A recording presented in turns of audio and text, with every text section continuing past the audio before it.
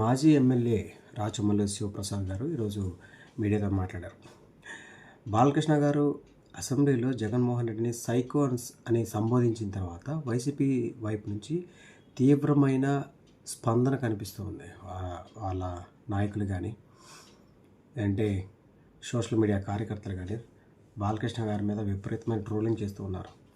అప్పుడు వాళ్ళ ఇంట్లో జరిగిన కాల్పుల విషయంలో కానీ వసుంధర గారు సరెండర్ అయినట్లుగా పేపర్లో రావడం, లేదంటే బాలకృష్ణకి మెంటల్ సర్టిఫికేట్ ఉన్నట్టుగా కోర్టు నుంచి ఒక ఇది తెచ్చుకొని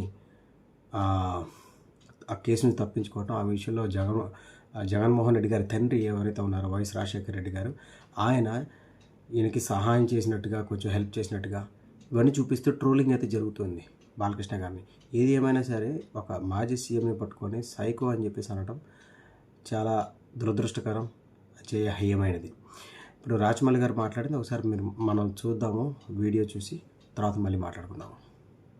మ్యాన్సన్ హౌస్ వేసి హౌస్ లేకపోయి జులాయి వాడైపోయి పోకిరి వాని మాదిరి ఇష్టానుసారంగా 2 చేతులు జోబులలో పెట్టుకొని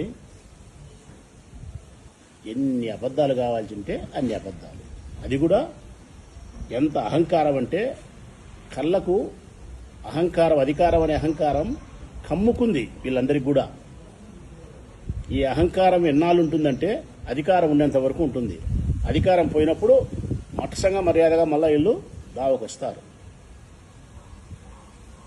అహంకారం కాకపోతే అసెంబ్లీలో ఎవరైనా 3 సార్లు ఎమ్మెల్యే అయిన వ్యక్తి, ముఖ్యమంత్రికి బావమర్దివి, ఎన్టీ రామారావు కుమారుడివి, నీ స్థాయి, నీ హోదా ఇవన్నీ మర్చిపోయి 2 చేతులు జోబులో పెట్టుకొని నెత్తిన అద్దాలు పెట్టుకొని జులాయి వారి మాదిరి, పోకిరి వారి మాదిరి నీ ఇష్టం వచ్చినట్టు సైకోగాడని చెప్పి జగన్మోహన్ రెడ్డి మాట్లాడతావా? పువ్వు పట్టినారు మీరు, ఎంత పట్టినారంటే అంత పట్టినారు మీరు. ఇంకా చాలా మాట్లాడారు.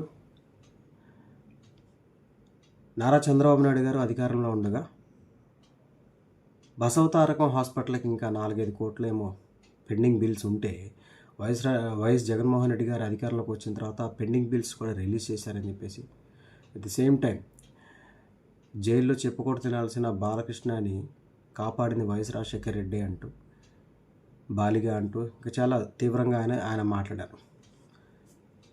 అంటే వాళ్ళ కోపం out of angry, out of దానిలో నుంచి వస్తుందని చెప్పేసి అనుకోవచ్చు. ఇదంతా కూడా కోపంలో నుంచి, లేదంటే బాధలో నుంచి ఇలాంటి మాటలు వస్తున్నాయని చెప్పేసి అనుకోవచ్చు.